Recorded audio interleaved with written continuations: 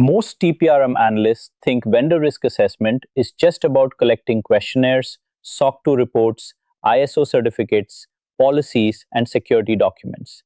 But in real third party risk management, collecting evidence is only the beginning.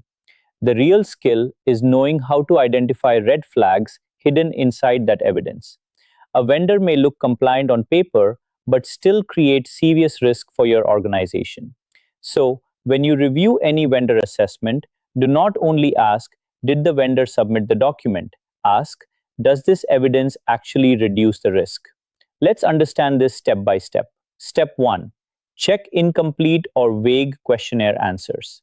If the vendor keeps writing, yes, not applicable, or we follow best practices without giving details, that is a red flag. A good answer should explain the control, ownership, frequency, and evidence. Step 2. Check outdated documents. If the SOC 2 report, ISO certificate, penetration test, security policy, or business continuity plan is old, expired, or not aligned with the current service period, you should not accept it blindly. Step 3. Check SOC 2 exceptions. Many analysts only check whether the vendor has SOC 2, but the real review starts inside the report. Look at testing exceptions, failed controls, user access issues, backup failures, incident response gaps, and complementary user entity controls. Step 4. Check data access mismatch. If the vendor says they do not access sensitive data, but the business use case shows they process customer data, employee data, financial data, or production information, that is a major red flag. Step 5. Check weak access control. Missing MFA, shared accounts, weak password policy, no periodic access review, delayed user deprovisioning, or excessive admin access should immediately increase your concern. Step 6. Check incident history and transparency. If the vendor avoids answering breach questions, gives generic responses, refuses to share incident handling details, or has negative security news, you need deeper review. Step 7. Check subcontractors and fourth parties.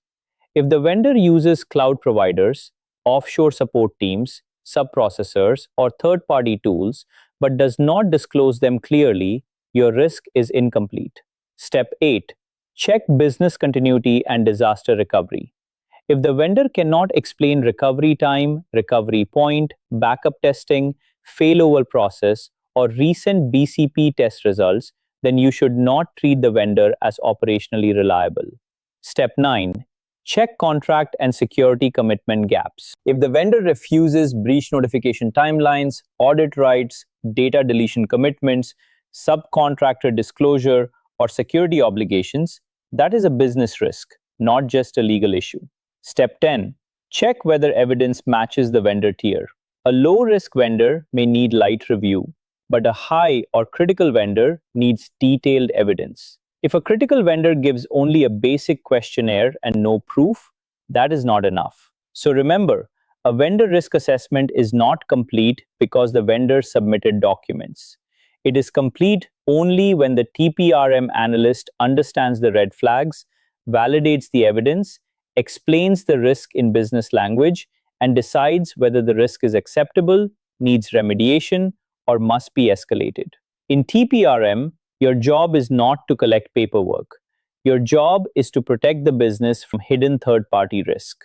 If your TPRM team is still manually chasing questionnaires, reviewing evidence line by line, and trying to identify vendor red flags after onboarding has already started, it may be time to rethink the process. Safe Security's autonomous TPRM platform helps organizations move from manual vendor reviews to intelligent, continuous, and risk-based third-party risk management. See it live from the demo link in the description, and do like the video. Follow me for more practical TPRM content.